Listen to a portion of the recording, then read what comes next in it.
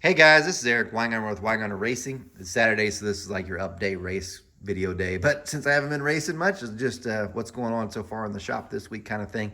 But anyway, we've got three manifolds here. I'm going to talk about these.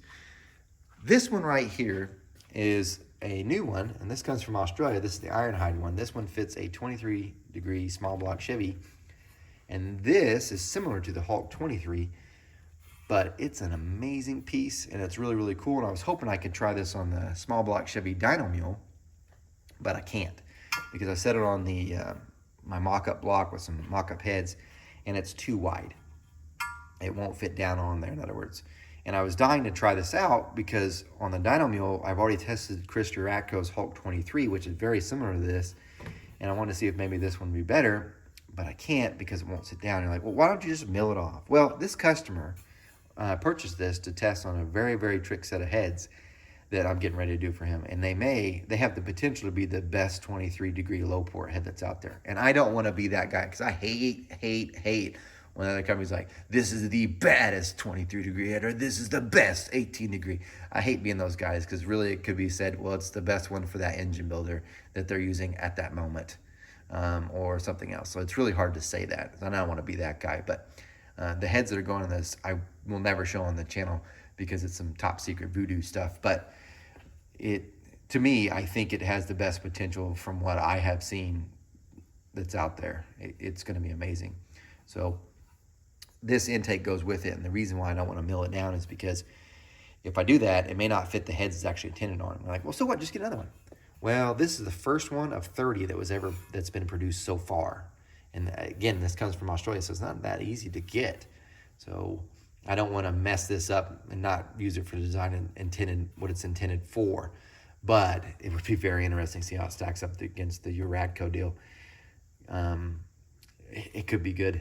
It could be really, really good. Like I like how it's got the injector bosses. I wish they had another one up here though, but I'm sure there's a reason, probably because of rails or something. But nice piece.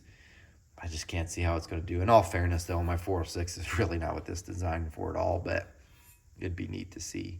Anyway, that's this manifold that I'd show you guys. This is the brand new one. These two I should point out before I get to talking about this. These two are going to be talked about more in depth on tomorrow's video. Because tomorrow's video, I'm going to show these manifolds and the heads that they're going on. Because today is Saturday. On Wednesday, I will be dynoing the 496 big block Chevy dyno mule again, testing both these manifolds, two different sets of heads, and some other manifolds and other stuff as well. If you have not signed up to be a channel member, go to my website, wengines.com. You'll see a link to my online store so that you could purchase a channel membership. Because that will happen on Wednesday. You'll be getting actual updates as I'm dynoing. I'll be like, this made 677. These heads did this. This heads did this. You'll be getting those and videos as it's going on.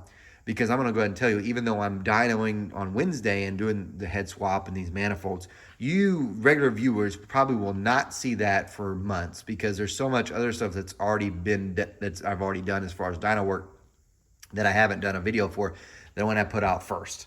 So if you want to get the earlier updates and you'll get to see stuff that never makes the channel anyway, including some of the dyno stuff I'll be doing, that's the better thing. Especially because sometimes I ask, is there something you want to do while I'm here on the dyno I can do real quick and I can test? So definitely sign up for that. But let's talk about this. This is AFR's brand new dual plane manifold. And what makes this thing special is this. It's a Roval one. Because if you have any of the Roval heads, say for instance the AFR 265, 290, 305, or 300 head, or even the Brodix 298 3 extra head, and then some of the Edelbrock heads and the ProMax 290 head, that are all like that. And there really isn't a manifold that matches that. You have to pretty much port match it to make it happen. AFR has this one.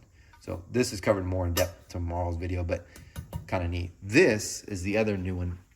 I actually went to Brodix this Wednesday and got to purchase this, but I ended up getting the wrong one by accident. But this has been out for more than a year. This part number is BM 2006, but really the one I'm going to end up using is 2000, BM 2000. And this is brand new. It's a different design than usual. Again, I'm going to talk about it more tomorrow, but this could be a good one. This is a single plane design. I think it's going to be really a step up, and we'll be testing this as well. But again, this will all be on tomorrow's video as far as these two more in depth and the heads. I'm going to show you what was changed on the heads so you can see that, because I am not I know some of you probably think that's all about my ego. I don't care. Whenever I go to dyno test, it's not like I'm trying to make the most power. It's really I want to figure out what certain things do, because I think that's going to be a huge importance thing to try. So when I do things, it's not because I want to, Eric Weiner is the best ever head porter, whatever. No. It's, which is great. I mean, if people think that, that's fine, although you're wrong. But I really want to find out what's doing what and how things are affecting, because it will help me, and eventually it will help you guys too. So what you see done, changes on the heads tomorrow, you get what I'm trying to do to see what happens.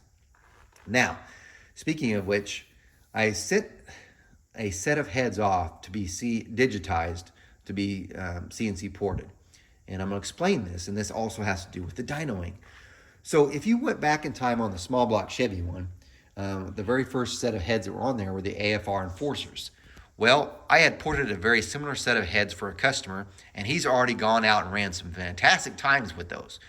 Well, he's sending them back to me, and I'm cleaning that head up, and I sent it off to be digitized. And that's a process of pretty much copying that port. And then I sent him the AFR Enforcers to actually do some work with, because here's the reason why.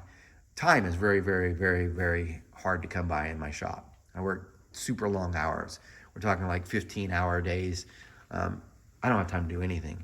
So especially once my son's swim season is getting ready to start, and I won't miss that. I just won't. So screw everything as far as work go, that takes precedence. But it's hard to get time to do this stuff because this stuff doesn't make money. I know you're like, well, you're making money off YouTube. No, I'm not. I mean, it does make money. It does not cover any of the dyno stuff. Like, I would say all the YouTube revenue, all the channel membership stuff has only covered maybe 60% of what I've spent. So in other words, I have given away 40% of the money I've spent on this dyno stuff. So yeah, YouTube's great and stuff. It's just I'm not spending the entire fortune on it. I'm just paying part, but it's not actually plus profit wise.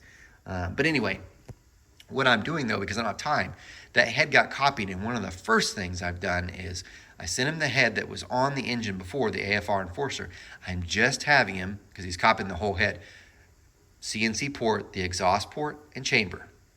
And then when I'll get back, that will be re-dynoed. Why? Because I want to see what happens when you just port the exhaust port. What does that do for power? I'm going to find that out. The other thing is I'm going to then send it back, and we can do the intake and see how much difference that makes. Now, that head will be available for sale. Like if you want to get a set of CNC ported heads from me, I can do that. The only thing is, and I'm being straight up honest, probably a bad business decision, because that AFR Enforcer head, DNA head, the Renegade head, there's Revolution head, there's all about that same design, and I could send that off and it'll be CNC ported. It'll be the same thing that's there. The problem is, but in order for me to make any money, that head, so if I'm supplying the head, will be about $2,300 complete assembled. And you're like, well, on a Chinese head, well, yeah, I have to make some money. Once I pay for shipping and the cost for that guy to port the head, and that isn't making a ton of money, by the way, on that head. It's very, very little. $2,300, I just don't think it's going to sell, because, I mean, AFR sells heads for $2,300, so I wish. The head will end up being 229 cc's, by the way, and I will claim it flows 315, which is better than a lot of the AFR stuff. And truthfully, it really flows like 320s, but I'm going to say 315 to be safe. But anyway, that will also be coming up. More things that I want to test. And how's the LS thing coming? Waiting for the rotating assembly. Yeah, waiting for the rotating assembly. Once that gets here, they could put that together, and then things will start speeding up. Although I don't plan to dyno that at all until after the new year. I just don't have time. I don't have time anyway. But anyway, let's talk about the truck real quick. So this week I have tried to order a FTI Turbo 400 transmission. And the reason why is because there's only a couple companies that will make it in Power Glide length. And you're like, what do you mean? A Turbo 400 is longer than a Power Glide. And this truck right now has a carbon fiber drive shaft. I do not want to buy a new carbon fiber drive shaft. Now I'm going to have to buy a new yoke, obviously. But they make one where they cut down the output shaft, and they also put a different tail housing on it. And it fits for a Turbo 400 to use that same length drive shaft. Super great. Now, granted, you got to do something with the cross member and all that. Fine. I'm trying to order that, but I'm going through ATEC. That's a commercial division of Summit, and it's just slow process. I wish it would go quicker. But I did have a question for you guys on the shifter, and I'm being serious. As you know, I'm really good with cylinder heads and quite a bit about blocks and the engines itself. The thing I'm not good is any other part of the truck, and I am so unversed with the transmission stuff. I have been using just the stick shifter, but I would like to use an electric one. And I always thought, man, you guys that use electric, you're not real racers. You're not even shifting. And I know it sounds stupid, and it is stupid. Probably because the reason why is when I grew up, when you see Pro Stock and they were shifting through gears, and you're like, man, they're going super fast. If they can shift, you guys should be able to shift. You're just holding the steering wheel like over a button. But now I get it, because the Turbo 400s have a 2-4-8 first gear ratio. So when I go to that first 1 to 2 shift's going to come on pretty quick. I prefer it was electronic. So if you guys have a more reasonable shifter, an electronic, put it in the comments, please, because I'm all about that. And one more thing I want to talk about, not so much about the truck, is when I went to Brodix, those guys are phenomenal, and I've been there before. Phenomenal. I got to see Jeff. He always treats me straight. My Mark is my salesman. That guy is a nice guy. He spent time with me. He didn't have to. I bet he was being blown up with phone calls and stuff. Super nice guy. And I cannot, for the life of me, remember this guy. He's this welder that does repairs. Because I brought him this head, and I was like, my welder can't fix it. And I was like, can you try? I mean, I didn't say, can you try? It's like, do you think it's possible to even be fixed? And it's a tough one. And he's like, yeah, I think I could. Let's just give it a shot. And it's not even a Brodix head, and they don't repair non-Brodix heads. I'll go ahead and tell you. So I was shocked that he even did it. That's why I was just saying, from his experience, if he could even fix this. He got in there and started doing it. And he's got one part of it fixed. If he gets the other part fixed, he's going to be my absolute hero. And so far, I'm surprised he even got as far as he did. It shocks me. So those guys are good. I mean, Brodix is fantastic to ever deal with. They're just super nice. So super nice people to deal with. And when I say that, don't think it means I'm bashing other companies, because I don't know why humans as in general, we do this, but like if you compliment somebody, doesn't mean that the other companies suck. For instance, I was at AFR, every single one of those people outstanding as well too. What I'm trying to say is you have 2 great companies that I've been to, and those are the only 2 I've ever visited as far as cylinder head companies. Both are fantastic to deal with. Great people work there. Truly. I haven't visited Trickflow or any of the others, but man, I'm telling you what, good people. I highly recommend it. And since I'm on a good trip as well, I'll go ahead and tell you this. So some good things have happened this week. One, the guys from Chance came because I have this converter, because when the Turbo 400 comes in, I want a different converter in there, because I started up the truck, and you could hear the whine. And then this is going to sound weird and probably takes up too much of your time. Ever since this engine combination has gone in, I've heard this whine when I put it in park and neutral. Well, the RPM speeds up. And for the longest time, I thought it was a supercharger, just its gears whining in there. So last week, I kept hearing some valve train noise. It's just the valves. I guess because things get quieter, I finally noticed. Because it's got the low shock comp cans low. I thought it'd be quieter than the other one, which it is, than the 350s. 350's valve train was super loud. You could hear it over the headers. Open headers. But anyway, this one's still quieter, but still. I took off the belt just to see if that was it, so the supercharger wasn't running. Oh, there's definitely a whine in there. That whine is not from the supercharger. It's something in the pump or the torque converter. And I don't remember if I ever heard it before with the open headers, when the other engine was in and the other torque converter. But you could definitely hear it now. So I'm setting my Chance converter off. It's a different one I have. Not the one that's in the Camaro. I'm setting one off, and it's going to be redone for this. So when the Turbo 400 comes in, and I'll have a brand new one. Those guys, again, great people to deal with. Super nice, happy to deal with Chance as well. This is a PTC. They were good too, but just something wrong with that. So their guys were close. It just is what it is. The other thing is, I actually had a viewer contact me. He's like, man, I'm down here in southern Oklahoma. By the way, Oklahoma's a somewhat bigger state, so everything's a pretty good drive. He's like, I'm down here in southern Oklahoma. You go to the track, I'll help you out, man. You just let me give a couple of days notice so I'll be there. Which is great, because I don't know how many people have said that and never show up. So that's I really appreciate it. So there's a lot of good people and good things have happened. Speaking of this, here's the next thing. This week's a huge race in Oklahoma. I throw down in H-Town if you're unfamiliar with it. It's huge. I thought my son had a swim meet, And he doesn't. Speaking of him, he got his first college recruitment letter for swimming yesterday. Oh, I was pumped. It was a Division III school, though. But still, I was like, oh, my gosh, he's a junior. So I was like, yes, way to go. Keep it coming. But anyway, he doesn't have a swim meet, and I thought he did, because I will not miss his swim meets for anything, not for work, nothing. I'll go. As much as I can, I try to go. So anyway, I'm free. So I'm going to be there to watch it because I also heard Old Man Garage coming down to try it. This is going to be amazing. I think Chiefs and them might show up as well.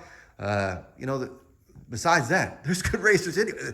Everybody there is going to be stout. And I was like, I know some of you are like, you should bring this truck. Dude, this thing is slow anyway. And you're like, it's not slow. You run like a 1050. Yeah, it's fast for that. It isn't, it's not even that fast. It's not at all fast enough for those boys are running.